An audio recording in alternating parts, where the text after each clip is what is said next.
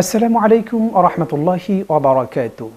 দূরের কাছের দেশের প্রবাসের যেখান থেকে দেখছেন সকল দর্শকদেরকে স্বাগত জানাচ্ছি পবিত্র মাহে রমজান উপলক্ষে চ্যানেল এসের বিশেষ আয়োজন বরকতময় রমাদান এই অনুষ্ঠানে। পুরো অনুষ্ঠান জুড়ে আমি মুফতি মোহাম্মদ সিদ্দিকুর রহমান সরকার থাকব আপনাদের সাথে। দর্শক, এই অনুষ্ঠানে আমরা মাহে রমজান কেন্দ্রিক বিভিন্ন গুরুত্বপূর্ণ বিষয় নিয়ে আলোচনা করে থাকি। আজ তার ব্যত্যয় ঘটেনি। আজও আমরা নতুন একটি বিষয় নিয়ে আলোচনা করব, আর তা হচ্ছে তাওবা ও আত্মশুদ্ধির মাস মাহে রমজান। এই বিষয়টি নিয়ে যারা আলোচনা করবেন, চলুন তাদের সাথে আমরা পরিচিত হয়ে নিই। আমার ডান পাশে বসে আছেন তরুণ উদীয়মান লেখক ও গবেষক হজরত মাওলানা শাহ আহমদ রেজা, প্রভাষক, বাংলাদেশ উন্মুক্ত বিশ্ববিদ্যালয়। আসসালামু আলাইকুম ওয়া রাহমাতুল্লাহি ওয়া বারাকাতুহু।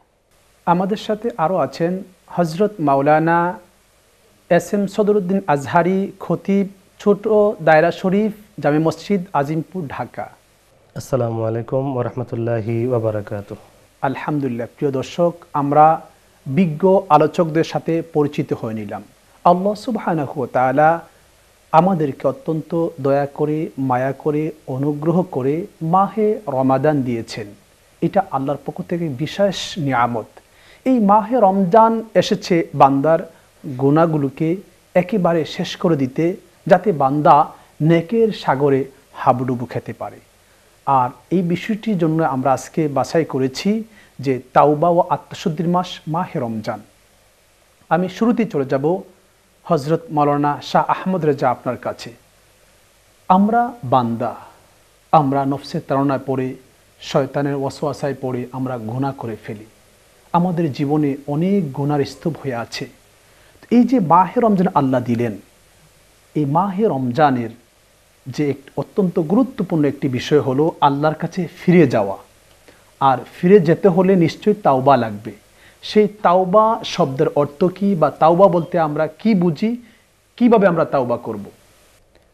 জি, ধন্যবাদ সম্মানিত উপস্থাপক সাহেব।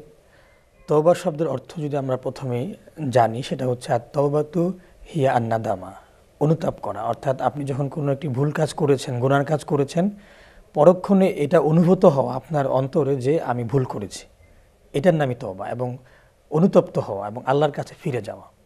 যেমন আমি যদি তওবাকে আরেকটু ব্যাখ্যা করে বলতে চাই, সেক্ষেত্রে বলতে পারি এটা যে প্রত্যেকটা মানুষ কিন্তু তার আত্মা এবং দেহের সমন্বয় মানুষ। পাপ কাজ কিন্তু আত্মা করে এবং দেহকে সে অংশগ্রহণ করায়।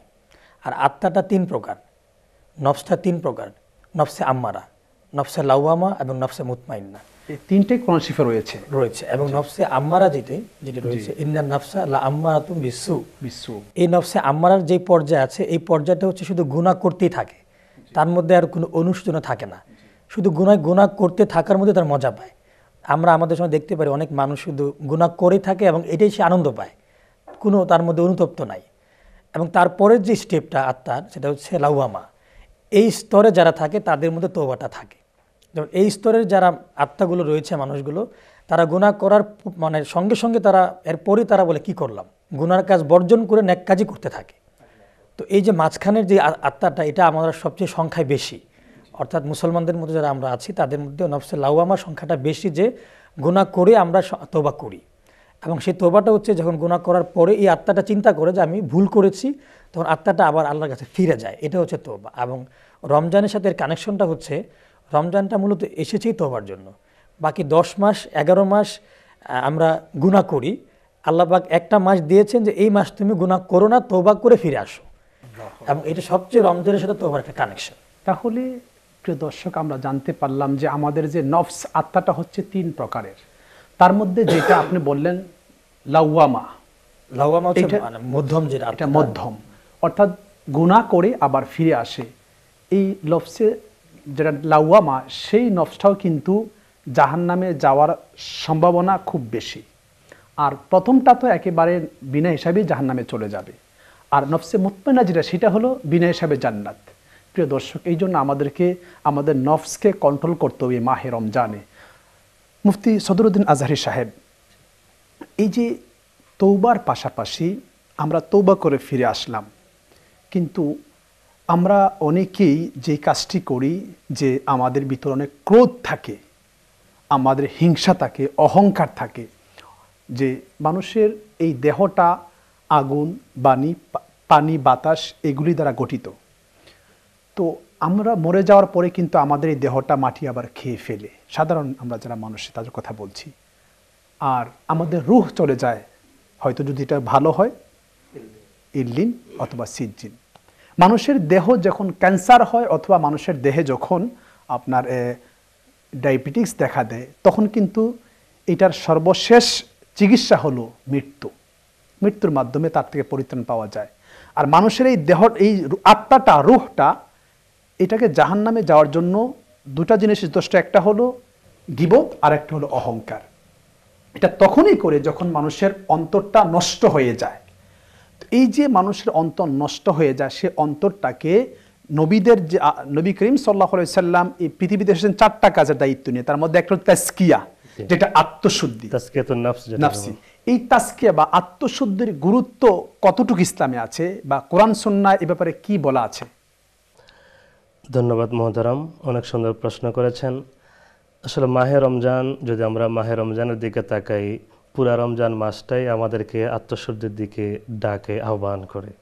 রমজানের শুরু থেকে শেষ পর্যন্ত প্রতিটা মুহূর্তে, প্রতিটা কাজে, প্রতিটা ক্ষণে আমরা যে কাজগুলোই করি সবগুলোই মূলত আত্মশুদ্ধির সাথে সম্পৃক্ত। আত্মশুদ্ধি যেটা, যদি কারো আত্মশুদ্ধি হয়ে যায় তাহলে সে মুত্তাকি। যেটা মুত্তাকি হওয়ার জন্য কোরআন পাকের মধ্যে অসংখ্য অগণিত আয়াত রয়েছে। আর রমজানের যে আয়াতটা, কুতিবা আলাইকুমুস সিয়াম কামা কুতিবা আলাল লাযিনা মিন ক্বাবলিকুম লাআল্লাকুম তাত্তাকুন, আমরা যে রোজা রাখবো, এই রোজা যে আমাদের উপর ফরজ করা হয়েছে, যেমনিভাবে আমাদের পূর্ববর্তীগণের উপরে ফরজ করা হয়েছিল। কারণ কি? কারণ হচ্ছে একটাই, লাআল্লাকুম তাত্তাকুন, যাতে করে আমরা মুত্তাকি হতে পারি, আমাদের আত্মপরিশুদ্ধি হয়ে যায়। আর আত্মপরিশুদ্ধির সাথে আপনি অহংকারের সাথে যে কথাটা বলেছেন, পবিত্র কোরআনুল কারীমের মধ্যে হযরত লোকমান আলাইহিস সালাতু ওয়াস সালাম, যাকে অনেকে নবী বলেছেন, অনেকে আবার ওলিও বলেছেন, লোকমান হাকিম বলে অনেকে, উনি ওনার বর্ষকে যে উপদেশ দিয়েছিলেন, লা তামশি ফিল আরদি মারহা, জমিনের মধ্যে তোমরা অহংকার করে চলাফেরা করো না, দাম্ভিকতার সাথে চলাফেরা করো না। কারণ আমরা আসলে জমিনে যতই অহংকার করি না কেন, ক্ষণস্থায়ী জমিনের মধ্যে আমরা দুদিনের জন্য এসেছি, মুসাফির খানা। এই জমিনের মধ্যে যারাই ভালো করব তারাই সফল, জান্নাতে যাব। আর যারাই অহংকার করব, দাম্ভিকতা করব, এই অহংকার, দাম্ভিকতা এবং হিংসা যদি কারো মনের মধ্যে থাকে, এগুলাই হবে আমার নেক আমলগুলোকে ধ্বংস করে দেওয়ার জন্য অন্যতম কারণ। চমৎকার বলছেন, আপনার কাছে আমি আবার আসবো। মাওলানা শাহ আহমদ রেজা, এই যে তাওবার গুরুত্ব কতটুকু মানব জীবনে? দেখুন, তওবার গুরুত্ব মানব জীবনে তো অত্যাধিক, এবং রমজানে তওবার গুরুত্ব আরও বেশি বেড়ে যায়। কারণ হচ্ছে, যখন আপনার সামনে খাবার রেডি করা আছে কিন্তু আপনি খাবার থেকে ফিরে আসছেন, আপনি ইচ্ছা করলে কিন্তু আপনি ওয়াশরুমে ঢুকেছেন, সেখানে যদি আপনি 2-3 গ্লাস পানি খেয়ে নেন, কেউ দেখবে না। যখন আমরা ক্ষুধার্ত থাকি তখন তো মা যখন পাকশাক করে, যখন বাজি করে, কি যে একটা গ্রাম বের হয়, আপনার কিন্তু খেতে মনে চায়, কিন্তু আপনি কিন্তু না খেয়ে ফিরে আসেন। এটা তওবার কত গুরুত্ব দেখেন। তওবাটাও কিন্তু এরকম, মানে গুনার কাছে না গিয়ে ফিরে আসা, গুনার প্রতি আমার আকর্ষণ হয় কিন্তু সেটা না করে ফিরে আসা। দেখেন রমজানের সাথে তওবার কত গুরুত্বটা। জি মুহতারাম প্রিয় দর্শক, এখানে আপনাদেরকে একটি মেসেজ আমি দিতে চাই। সেটা হলো যে আমাদের দ্বারা শয়তান যে গুনাহের কাজ করায়, সেটা কিভাবে আমরা বুঝবো? বোঝার একটা উপায় হলো, যখন আপনার মন চাবে যে গুনাহের কাজ করতে, এই আজান দিয়েছে, মসজিদে যেতে চাচ্ছেন না, তার মানে শয়তান আপনাকে ভর করেছে। আপনি যে জোর করে মসজিদে চলে যান, আপনি সফল কাম, আর মসজিদে না যেতে পারলে আপনি সফল কাম হতে পারলেন না। জি মোহতারাম, চমৎকার বলছিলেন। এবং এর গুরুত্বটা আমি সরাসরি বলতে চাই যে আল্লাহ রসুল বলেছেন যে ইন্নী আতুবু ইলাল্লাহ ফি কুল্লি ইয়াউমিন মিয়াতা মাররা, আমি আল্লাহর কাছে দৈনিক 100 বার তওবা করি। আল্লাহু আকবার। তাহলে মুহতারাম, নবী করিম সাল্লাল্লাহু আলাইহি ওয়াসাল্লাম তিনারা তো গুনাহের ধারে কাছেও যান না। আমাদের আহলে সুন্নাত ওয়াল জামাতের একটি আকীদা হলো, আদম আলাইহিমুস সালাম থেকে শুরু করে আমাদের নবী করিম সাল্লাল্লাহু আলাইহি ওয়াসাল্লাম সমস্ত নবীগণ নিষ্পাপ, মাসুম, তাদের বিন্দুমাত্র গুনাহ কারোই নেই, ওনারা করতেই পারেন না। কারণ ওনাদের সমস্ত কাজগুলি আল্লাহ কর্তৃক নির্দেশিত, আল্লাহ ওনাদেরকে লিড করেন সরাসরি। তো নবীরা এত নিষ্পাপ হওয়া সত্ত্বেও, বিশেষ করে আমাদের নবী করিম সাল্লাল্লাহু আলাইহি ওয়াসাল্লাম, যিনি সমস্ত নবীদের নবী, সমস্ত রাসূলদের রাসূল, তিনি কেন দৈনিক 100 বার তাওবা করতেন? যে মুহতারাম, আল্লাহ রসুল যিনি তওবা করেছেন এর অর্থ হচ্ছে এটাই মূলত। সাহাবা একদম জিজ্ঞাসা করেছিলেন, ইয়া রাসূলুল্লাহ আপনি কি তাহলে কি আপনি যে তওবা করছেন কেন? নবীজি বলেন, আমি তওবা করছি এজন্যই, আমি কি আল্লাহর শুকরিয়া আদায় করব না? মানে আমার তওবাটা হচ্ছে আল্লাহর শুকরিয়া আদায় করা, উম্মতকে শেখানোর জন্য এবং আল্লাহর শুকরিয়া আদায়। আর তোমাদের তওবাটা হবে গুনার জন্য। অর্থাৎ নবী তো আমাদের মডেল, আমরা নবী করিম সাল্লাল্লাহু আলাইহি ওয়াসাল্লামকে অনুসরণ করব। যেমন আল্লাহ রাসূল যখন নামাজ পড়েন তখন তো পা ফুলে যেত। আমাদের আশা জিজ্ঞেস করতেন, ইয়া রাসূলুল্লাহ আপনি তো আল্লাহ, আপনার তো কোনো গুনাহ নেই, আপনি কেন এত নামাজ পড়েন, আপনার পাগুলাতে ফেটে যাচ্ছে। আল্লাহ রাসূল বলতেন যে আয়েশা, আল্লাহ আমাকে সর্বশ্রেষ্ঠ রাসূল বানিয়েছেন, আমি কি তার শুকরিয়া জ্ঞাপন করব না, শুকরিয়া আদায় করব না? আল্লাহু আকবার, আল্লাহু আকবার। অর্থাৎ বন্ধু তো বন্ধুকে যেতে ভালোই বাসে, বন্ধুর সাথে কথা বলতে, বন্ধুর সাথে সাক্ষাৎ করতে, বন্ধুর সমস্ত কাজ করতে তো বন্ধু ভালোই বাসবে, এটাই স্বাভাবিক। প্রিয় দর্শক শ্রোতা, আপনারা দেখছেন পবিত্র মাহে রমজান উপলক্ষে চ্যানেল এস এর বিশেষ আয়োজন বরকতময় রমাদান। সময় হলো বিরতিতে যাওয়ার, কোথাও যাবেন না, আমাদের সাথেই থাকুন, ফিরছি আমরা কিছুক্ষণ পর।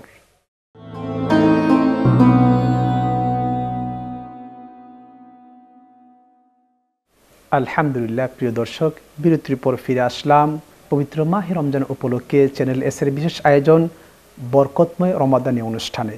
এতক্ষণ ধরে আমাদের সাথে থাকার জন্য আপনাদেরকে অনেক অনেক মোবারকবাদ। মোহতারাম এস এম সদরুদ্দিন আজহারি, বিরতির পূর্বে আপনি চমৎকার বলেছিলেন যে আত্মশুদ্ধির কথা, তাজকিয়ার কথা। এই যে আত্মশুদ্ধি, তাজকিয়া আমরা কিভাবে অর্জন করতে পারি, বা এই আত্মশুদ্ধি তাজকিয়া অর্জন করার জন্য কারো কাছে যেতে হবে কি? হ্যাঁ মোহতারাম, অনেক সুন্দর প্রশ্ন করেছেন, যে প্রশ্নটা বর্তমান যুগে খুবই প্রয়োজন। কারণ আল্লাহ রাব্বুল আলামিন আমাদেরকে শিখিয়ে দিয়েছেন ইহদিনাস সিরাতাল মুস্তাকিম, সহজ সরল সঠিক পথ আমরা আল্লাহর কাছে চাইব।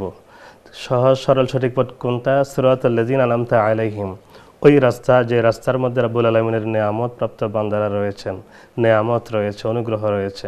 গায়রিল মাগদুবি আলাইহিম, ওদের পথে নয় যে পথে রয়েছে অভিশাপ, যে পথে রয়েছে আযাব গজব। আমরা সূরা ফাতিহার প্রথম 3টি আয়াতে আল্লাহর কাছে ঈমানের কথা বললাম, আল্লাহর বরত্ব প্রকাশ করলাম, ঈমান আনলাম। 4th আয়াতে আমরা যে ইবাদত শুরু করলাম, সাহায্য প্রার্থনা করলাম, তো আল্লাহর কাছে চাইলাম যে আল্লাহ আমাদেরকে তুমি কি করো, আমাদের চাওয়া হলো আমাদেরকে সহজ সরল সঠিক পথ, আমাদেরকে জান্নাতের পথ দেখাও, আমরা জান্নাতে যাব। তো আল্লাহ বললেন, কি বলেন আল্লাহ? সিরাতুল কোরআন না বলে সিরাতুল হাদিস না বলে কি বলেন আল্লাহ তাআলা? যে সিরাতুল লাযিনা আনআমতা আলাইহিম, মানে যারা আমার অনুগ্রহ প্রাপ্ত, যারা তাজকিয়া অর্জন করেছে, এই সকল মহা মানবদেরকে তোমরা কি করো? অনুসরণ করো, ওদের রাস্তায় চলাফেরা করো। এই জন্য তাজকিয়া অর্জন যদি করতে হয়, অন্য আয়াতের মধ্যে রাব্বুল আলামিন আবার বলেছেন কুনু মা সাদিকিন, যারা সত্যবাদী তাদের সাথী হয়ে যাও, তাদের সঙ্গী হয়ে যাও। তো এই আয়াতগুলো আমাদেরকে যেটা ইশারা দেয়, যেগুলো আমাদেরকে জানান দেয়, যদি তাজকিয়া অর্জন করতে হয় তাহলে ওই লোকদের পথে যেতে হবে যে লোকরা রাব্বুল আলামিনের প্রিয় হয়েছেন, যে লোকগুলো রাব্বুল আলামিনের পক্ষ থেকে দয়া পেয়েছেন, অনুগ্রহ পেয়েছেন, যে লোকগুলো রাব্বুল আলামিনের কাছে গ্রান্টেড হয়েছেন, মকবুল হয়েছেন, এই লোকগুলোর নিকটে যেতে হবে। এখন তাজকিয়াতুন নফসের অনেকগুলো উপায় রয়েছে, আমরা কিভাবে অর্জন করব। সর্বপ্রথম এই রমজানের সাথে তাজকিয়ার সাথে অনেক বেশি সম্পর্ক। সর্বপ্রথম রমজানের প্রতিটা অধ্যায়, প্রতিটা ইবাদত যদি আমরা ঠিকমতো করতে পারি, এখানে তাজকিয়াতুন নফস আমাদের জন্য কিছুটা অর্জিত হবে। তবে আমরা কোন রাস্তায় তাজকিয়াতুন নফস অর্জন করব, আমাদের গুনাহগুলা কোন রাস্তায় গেলে ক্ষমা হবে, সম্পূর্ণ রাস্তাগুলো আমাদেরকে দেখাবেন রাব্বুল আলামিনের পথে যারা রয়েছেন, অর্থাৎ যারা পীর মুর্শিদ রয়েছেন, হক্কানি আউলিয়া কেরাম যারা রয়েছেন, আকায়েদের ক্ষেত্রে ওলামায়ে কেরাম যারা রয়েছেন, ফিকহির ক্ষেত্রে ফোকাহায়ে কেরাম যারা রয়েছেন, বিভিন্ন দৃষ্টিভঙ্গিতে যারা মুরব্বী রয়েছেন, মুর্শিদ রয়েছেন, ওনারাই আমাদেরকে দেখাবেন কোন রাস্তা আমরা যাব। চমৎকার বলছেন, আপনার কাছে আমি আবারও আসবো। হযরত মাওলানা শাহ আহমদ রেজা, আপনি চমৎকার বলছেন বিরতির পূর্বে, এই যে আত্মশুদ্ধি, এই যে আত্মশুদ্ধির পাশাপাশি আমাদের তাওবা অর্জন করতে হবে, এই তাওবা কবুলিয়তের কোনো শর্ত আছে কি? জি, তওবা কবুলের শর্ত হচ্ছে আল্লাহ কোরআনে যেটা বলেছেন, সর্বশেষ আল্লাহ তওবার স্তর বলেছেন। প্রথম বলছেন যে ইয়া আইয়ুহাল্লাযিনা আমানু তুবু ইলাল্লাহ, তোমরা আল্লাহর কাছে তওবা করো, ইলাইকুম জামিয়া, সকলে আল্লাহর কাছে তওবা করো, এটা হচ্ছে মানে সাধারণ হুকুম। তারপর আল্লাহ বলছেন যে পরের আরেকটা আয়াতে আল্লাহ বলছেন যে ইয়া আইয়ুহাল্লাযিনা আমানু তুবু ইলাল্লাহি তাওবাতান নাসুহা, তোমরা একদম খালিস অন্তঃকরণে তওবা করো, যেটা হচ্ছে স্থায়ী তওবা। এরকম না যে আমি একবার তওবা করলাম আবার গুনাহ করলাম, আবার তওবা করলাম আবার গুনাহ করলাম, এরকম না। আমাদের তওবাটা হবে একবারে খালিস অন্তঃকরণ, আমরা আর কখনো গুনাহ করব না। যেমন দেখেন মুহতারাম, আমাদের যখন যখন সন্তান বাবার অবাধ্য হয়, অনেক সময় দেখা যায় যে আমাদের বাবারা সন্তানদেরকে মারধর করে বা বকাঝকা করে বাড়ি থেকে বের করে দেয়। বের করে দেওয়ার পরে সেই সন্তানটা কী করে, বাড়ি থেকে চলে যায়। তখন কিন্তু অনেকদিন পরে কিছুক্ষণ পরে বাবার মনে কিন্তু একটা কষ্ট, কি রে সন্তানকে মারলাম, সে ঘর থেকে বের হয়ে গেল, সন্তানের মনে ধরে কিন্তু বের হয়ে যায়। তারপর অনেক দিন ধরেন 10-15 দিন সন্তানের কোনো খবর নাই, তখন বাবার মনে কিন্তু হাহাকার, কোথায় গেল আমার ছেলে। মানে উপর দিয়ে বাবা রাগ দেখাচ্ছে, ভিতর দিয়ে সন্তান যা জ্বলতেছে বাবা। তখন আবার দেখা যায় হঠাৎ করে একদিন সন্ধ্যাবেলা কলিং বেল বাজলো, বাবা খুলে দেখলো তার সন্তান। তখন বাবা কত খুশি হয় যে আমার সন্তান ফিরে এসেছে আমার দিকে। তওবা করলে আল্লাহ এর থেকে কোটি গুণে বেশি খুশি হয় যে আমার বান্দা গুনাহ করে আমার থেকে দূরে চলে গেছে, এখন বান্দা আবার আমার কাছে ফিরে আসছে। যেমন একটা হাদিস আছে এরকম, মুসলিমের হাদিস, নবীজি বলেছেন যে আল্লাহ তওবা করলে, বান্দা তওবা করলে আল্লাহ কত খুশি হয়, তার একটা নবীজি উদাহরণ দিলেন। যেমন যারা মরুভূমির মধ্যে উট হারায় যায়, তারা মরুভূমিতে উট হারায় যাওয়া মানে আমার দেশে গাড়ি হারানোর মতো না। মরুভূমিতে উট হারানো মানে সেই লোকটা নির্ঘাত মৃত্যু, কেন কোনো রাস্তা নাই, পথ নাই, কোন দিকে কোনো কিছু পানির অভাবে সে মারা যাবে। তো যার উট হারায় দেয় সে মানে তার মৃত্যু হবেই। তো সেই লোক যখন হারায় গেছে উট, সে একদম খালি প্রান্তরে বসে কাঁদতেছে, কাঁদতে কাঁদতে ঘুমায় গেছে, রাত হয়ে গেছে। সকালে উঠে দেখে তার সামনে উট। রাসূলুল্লাহ সে এত খুশি হলো, খুশি হয়ে লাফ দিয়ে উঠে লাগাম ধরে বলল, শুকরিয়া করে বলল যে আল্লাহ তুমি আমার বান্দা, আমি তোমার প্রভু। মানে বলার কথা ছিল যে আল্লাহ আমি তোমার বান্দা, তুমি আমার প্রভু, কিন্তু সে উল্টা বলল যে আনন্দের অতিশয় আমি তোমার আল্লাহ আর তুমি আমার বান্দা বলে ফেলে, উল্টা বলে ফেললো খুশিতে। মানে আনন্দের অতিশয্যে সে উল্টা বলে ফেললো। তো সাহাবাগণ হাসলেন সবাই। তো নবীজি বললেন এটা হচ্ছে সে আনন্দে বলেছে, তার মানে কিন্তু আল্লাহ কিন্তু কবুল করে নিয়েছে ওইভাবে। তার মানে আল্লাহ এর থেকে কোটি কোটি গুণে খুশি হয় যখন বান্দা ফিরে আসে। চমৎকার বলছেন মুফতি সদরুদ্দিন আজহারী সাহেব। এই যে আত্মশুদ্ধির জন্য যে কথাগুলি আপনি বললেন, যে যিনি এই বিষয়ে পারদর্শী তার কাছে যেতে হবে। এখন আমরা যারা এই আত্মশুদ্ধি অর্জন করি নাই বা এটার জন্য আমরা চেষ্টা করছি না, আমাদের এটার ভয়াবহতা কি হবে আসলে? ভয়াবহতা বলতে মূলত আত্মশুদ্ধি যদি কারণ নাই হয়, তাহলে একটু আগে আমাদের হুজুর যেটা নফসে মুতমাইনার কথা বলেছেন, তাহলে তো আমি নফসে মুতমাইনার অন্তর্ভুক্ত হতে পারলাম না। তাহলে আমি জান্নাত থেকে যাব নাকি যাব না, বিষয়টা একমাত্র রাব্বুল আলামিনের ইচ্ছাধীন। আর কারো যদি আত্মশুদ্ধি নাই হয়, অর্থাৎ ইখলাস যদি কারো ভিতরে না থাকে, তার ইবাদতগুলো কতটুকু কবুল হচ্ছে সেটাও আমাদের ভাবার বিষয়। আমি নামাজ পড়ছি, আমি রোজা রাখছি, আমি সারাদিন না খেয়ে আমি উপবাস রইলাম, এটা যদি আমার ইখলাসের সহিত যদি আমার না হয়, তাহলে আমার রোজাটাই কবুল হলো না। আর এই রমজানে এমন একটা বিষয়, রমজানের রোজা আসার সাথে সাথেই প্রতিদিন রাত্রিবেলায় কিন্তু রব্বুল আলামিন মানুষদেরকে ডাকেন, আর ফেরেশতাদের মাধ্যমে ডাকেন, গুনাহের জন্য ক্ষমা করবেন, কারা আছো গুনাহ ক্ষমা চাওয়ার জন্য, তোমাদেরকে আমি গুনাহ ক্ষমা করে দেব। সাহাবা একরাম প্রশ্ন করেন, ইয়া রাসূলুল্লাহ, ইয়া হাবিবাল্লাহ, এটা কি 27 রমজানের যেটা বলা হয়েছিল, অর্থাৎ লাইলাতুল কদরের যেটা বলা হয়েছিল, শুধুমাত্র ওই দিনেই কি ডাকা হবে? রাসূলুল্লাহ সাল্লাল্লাহু আলাইহি ওয়াসাল্লাম বললেন, না, শুধু একদিন না, রমজান শুরু হওয়ার পর থেকে প্রতিদিন, রমজান যতদিন থাকে ততদিন পর্যন্ত রব্বুল আলামিন বান্দাকে আশ্বাস দেন, ডাকেন, বান্দা যেন একটু কাঁদে, বান্দা যেন একটু গুনাহ মাফের জন্য চাইলে রব্বুল আলামিন কবুল করবেন এবং তাদের অন্তরের পরিশুদ্ধতা দিয়ে দিবেন। যেন সব মিলিয়ে যেমনিভাবে রমজানের ভিতরে আমাদেরকে নিজেকে পরিশুদ্ধ হতে হবে, নিয়তকে ঠিক রাখতে হবে, ইখলাস আমাদের ভিতরে থাকতে হবে, তেমনিভাবে যারা আমাদেরকে ইখলাস শিখাবেন, অন্তরের পরিশুদ্ধতা কিভাবে অর্জন করতে হবে শিখাবেন, তাদের নিকট থেকে আমাদেরকে তালিম নিতে হবে। জি মুহতারাম, আপনি চমৎকার বলছেন। এই যে আত্মশুদ্ধি বা তাজকিয়া অর্জন করতে হবে বা এরকম এটা করাটা করেছেন, এরকম কোন বড় শায়েখ কি আমাদের এই মহাদেশে আছেন কি? শুধু এই মহাদেশে কেন, সারা বিশ্বের মধ্যে যারাই দেখবেন দিনী দাওয়াতের মধ্যে, দিনী কাজের মধ্যে গিয়েছেন, তারা এই ফিল্ডে নামার আগে কিন্তু আত্মশুদ্ধি করেছেন। যেমন আমরা খাজা মঈনুদ্দিন চিশতি সিঞ্জরি আজমরি রহমতুল্লাহ আলাইহি, ওনার দিকে যদি আমরা তাকাই, উনি ভারতবর্ষে আল্লাহ রাসূলের বংশধর ছিলেন, আল্লাহ রাসূলের আহলে বাইতের অন্তর্ভুক্ত ছিলেন এবং গৌসে পাকের আওলাদও ছিলেন, বংশধরও ছিলেন। তো উনি যখন ইসলাম প্রচারের জন্য আদিষ্ট হলেন, বড় পীর আব্দুল কাদের জিলানী রাহমাতুল্লাহি আলাইহি আপন চাচাতো বোনের ছেলে ছিলেন উনি। জি, উনি যখন ইসলাম প্রচারের জন্য আদিষ্ট হয়েছেন, তিনি ভারতবর্ষে আসবেন কালেমার দাওয়াত দেওয়ার জন্য, তার আগে কিন্তু তিনি তাজকিয়াতুন নফস, যেটা এই তাজকিয়াতুন নফসের প্র্যাকটিক্যাল কাজ করার জন্য নিজেকে বিলীন করে দিয়েছিল না শাইখের দরবারে। শাইখ ওসমান হারুনি পড়াশোনা কতটুকু ছিল? উনি বোধহয় হাফেজ কোরআন ছিলেন, 1 বছর হাফেজ কোরআন হয়েছিলেন। 1 বছরে তিনি হাফেজুল কোরআন হয়েছেন, মারিফাতের জ্ঞান শিখেছেন। তার আগে তিনি আরো অনেক শাইখের দরবারে গিয়েছেন, খাজা বিশেষ করে ওসমানে গৌসে হারুনী। পাকের দরবারেও ছিলেন খাজা ওসমান হারুনী রহমতুল্লাহ আলাইহি। ওনার দরবারে প্রায় 20 বছরের অধিক, 21 বছর। 21 বছর তিনি সেখানে রিয়াজত করেছেন তাজকিয়াতুন নফস করার জন্য। আর এই তাজকিয়াতুন নফস যে তিনি পুরোপুরিভাবে করতে পেরেছেন তার বাস্তবতা আমরা দেখতে পাই। তিনি কালেমার দাওয়াত যখন দিয়েছেন, ইসলামের দাওয়াত যখন দিয়েছেন ভারতবর্ষের মধ্যে, তখন সকলে এক বাক্যে ওনার দাওয়াতকে কবুল করেছেন। ও যদি অনেক কষ্ট হয়েছে, রব্বুল আলামিন ওনার তাজকিয়াতুন নফসের কারণে ইসলামকে কবুল করেছেন। প্রায় 90 লক্ষ হিন্দু মুসলিম হয়েছেন খাজা আজমিরের হাতে হাত। সুবহানাল্লাহ, সুবহানাল্লাহ। তাহলে মুহতারাম, আপনার আলোচনা থেকে আমরা যে বিষয়টি স্পষ্ট করতে পারি যে আল্লাহর একজন খাঁটি ওলি খাজা মাইনুদ্দিন চিশতি আজমি রহমতুল্লাহি আলাই 1 বছরের কোরআন হাফেজ হয়েছেন এবং তিনি ইমাম বুখারীর মাদ্রাসায় সেখানে বড় আলেম হয়েছেন। সেখান থেকে তিনি 21.5 বছর ওসমানে হারুনী রহমতুল্লাহ আলাইহির দরবারে তিনি তাজকিয়া বা আত্মশুদ্ধি করেছেন। তারপরে ভারতবর্ষে এসে তিনি যখন দিনের দাওয়াত দিলেন তখন তিনি প্রায় 1 কোটির মতো হিন্দুকে কালমা পড়িয়ে মুসলমান বানিয়েছেন। সুবহানাল্লাহ। প্রিয় দর্শক, বুঝতেই পারছেন আত্মশুদ্ধি এবং তাজকিয়া কত গুরুত্বপূর্ণ একটি বিষয়। মোহতারাম, আপনাদের অসংখ্য মোবারকবাদ আমাদেরকে সময় দেওয়ার জন্য। প্রিয় দর্শক, মাহে রমজান তাওবার মাস, আত্মশুদ্ধির মাস, তাজকিয়ার মাস। আল্লাহ তো দিয়েছেন যাতে বান্দা আমার কাছে বারবার ফিরে আসে, আমার বান্দা তো আমার কাছে আসবে।